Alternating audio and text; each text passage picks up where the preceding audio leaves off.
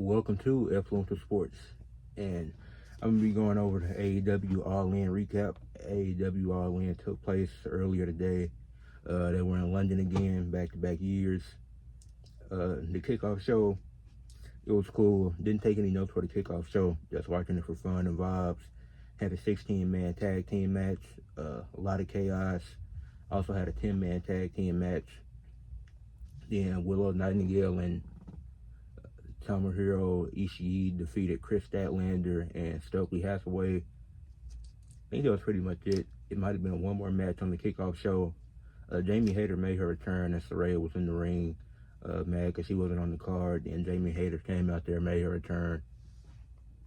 Yes, Saraya had cost Jamie Hayter the title a while back. But that was pretty much everything that happened on the kickoff show. Then to the main show, all the important stuff. The first match was a four-way trios ladder match. Had 4 teams fighting for the trios titles. Blackpool Combat Club and PAC versus House of Black versus the Bang Bang Gang versus the Patriarchy, who were the champions at the time.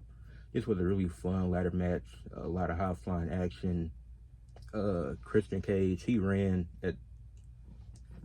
out the ring, went to the back. Then after about 6 minutes, everybody was down. He came back, tried to climb the ladder and get the title, was unsuccessful. There was some conflict with Christian Cage and Luchasaurus, or Kill Switch, whatever they call them. And the Patriarchy could have retained the titles after about 12 minutes, I'd say. But Christian Cage told him to come down because he wanted to get the titles himself. His ego got in the way. They didn't win the match. It was actually BC Blackpool Combat Club featuring Claudio Castagnoli and Wheeler Yuta, along with PAC, winning the trios titles. PAC was the one that climbed in the ladder and got the titles for him. So that was surprising because they were the wild card team. There was already a feud built between the House of Black, Bang Bang Gang, and the Patriarchy. And seeing that none of those 3 teams won, and it was Blackpool Combat Club and PAC that got the win, was very surprising. It was a fun match, a great way to kick off the show. I forgot who it was, but somebody was going to take. It was Juice Robinson. He sprayed Mother Wayne with the hairspray that she had used earlier. That was a cool moment. But all 4 teams, all 12 men, they did their things. They were great. Even Mother Wayne playing a part in this match. We got a Patriarchy, are no longer the Trios champions. Don't know what this means for the Trios division. Who's going to be BCC and PAC's first challenger. I'm not sure, but that was a great way to start off the show. Then next, Toni Storm defended the Women's World Championship against Mariah May. This was the first of 2 women's matches of the night. For the most part, Mariah May had control of the match. She was dominating. She even slapped her own mom for whatever reason. Didn't really get the purpose of her doing that. Then after that happened, Toni Storm, she was able to get some offense in, comforted her mom.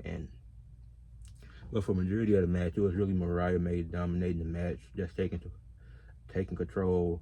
And Mariah May, she ended up winning to become the new women's world champion in AEW. It was a solid match. It made sense. It was fun for what it was. Yeah.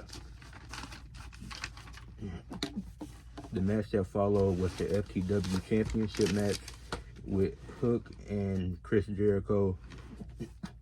Now FTW rules means anything goes. So Chris Jericho, Brian Keith, Big Bill. It was basically a 1-on-3 for most of the match. They had cricket balls and cricket bats involved. Jericho accidentally hit Big Bill, sending him through a table with a barbed wire board on it. And then eventually Taz, he got tired of it because, as you know, Hook is his son. So he got tired of him fighting this 1-on-3 because after that happened to Big Bill, he was out for the rest of the match basically. Then Taz got involved, started choking out Brian Keith, and Hook was able to defeat Jericho via submission to become a 3-time FTW champion. Kind of mad that Hook won because I want to see him in another title picture. But Dustin Rhodes is holding two titles, which I know that's Ring of Honor, but they're owned by AEW, so just wish Hook was in another title picture. The match of next up was the Acclaim versus FTR versus the Young Bucks in a triple threat tag team match for the World Tag Team titles. Didn't write that many notes for this match, but it was a great match. Lots of action. I enjoyed it. The Young Bucks, they retained their titles. It was multiple ref bumps, and Billy Gunn interfered. The way they had the rules set up, it was very weird. It was like it's kind of like a normal tag team match, but it's another team added instead of them being able to use weapons and stuff.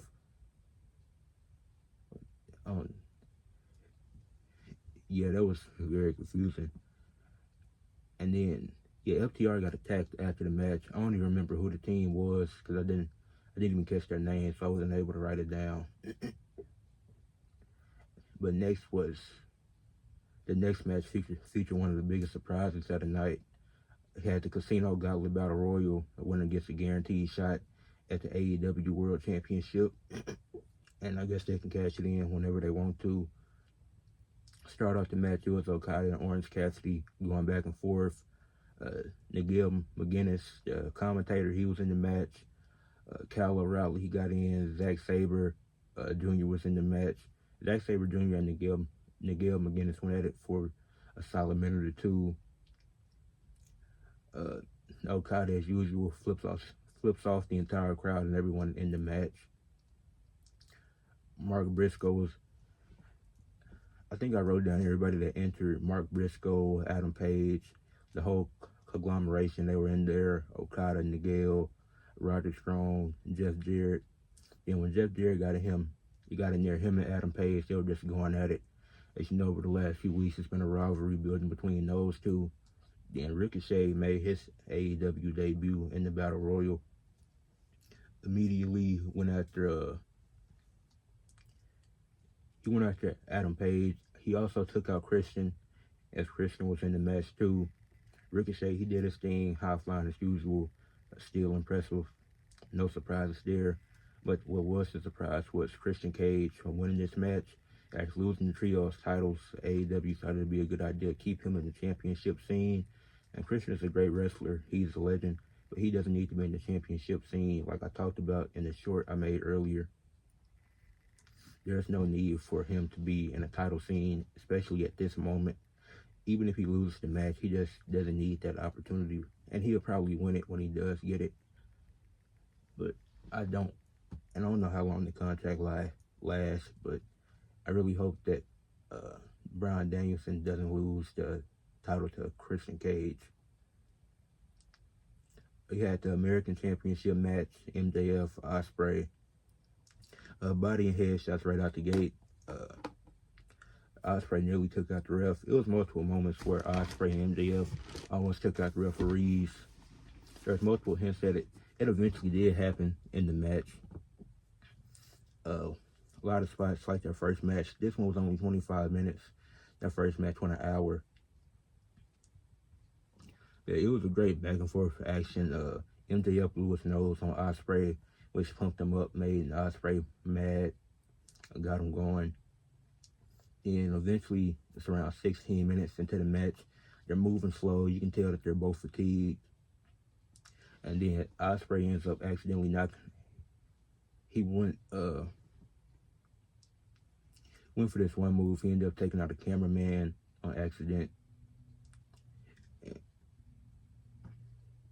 Yeah, he took out a cameraman on accident, and the ref was worried. That allowed MJF to use some illegal tactics.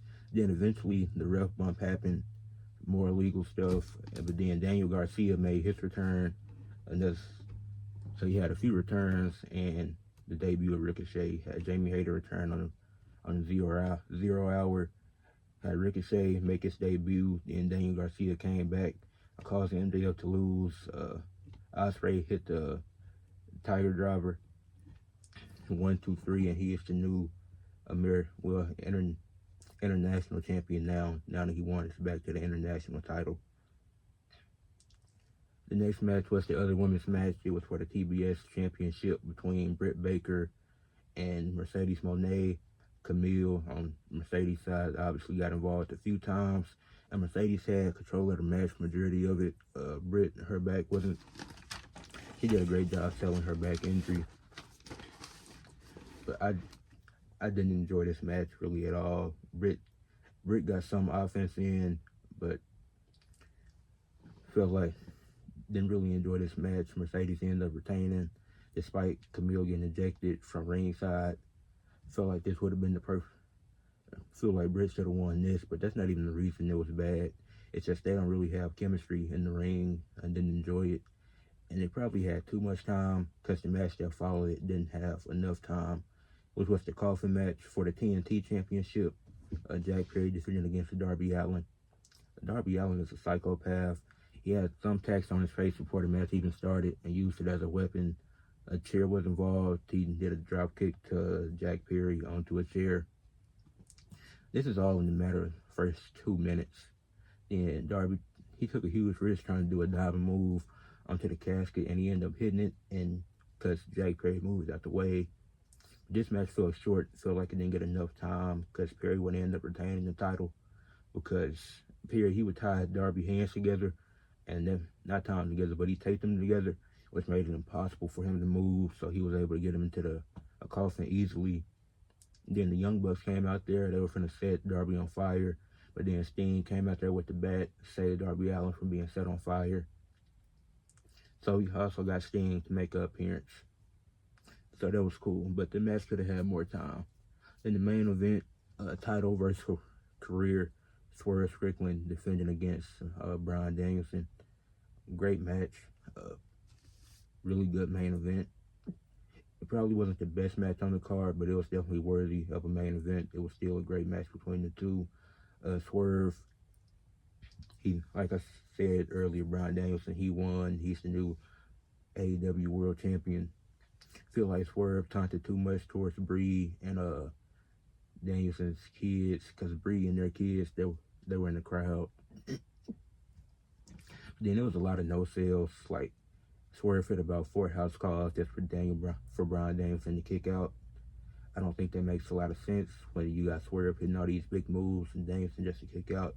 Especially him getting older, having more injury risk. It was a great match. It was fun to watch. But when it comes down to a main event, I mean, it makes sense to have some no selling here and there, but it felt like it was too much in this match. Swerve brushed off a Blue Psycho knee for whatever reason after getting hit with 2 of them. He ended up getting hit with 3 to lose the match. But Danielson, he won. He's the new AEW World Champion. All In, it was a fun show. The worst match, like I said, was Mercedes and Britt for the TBS Championship.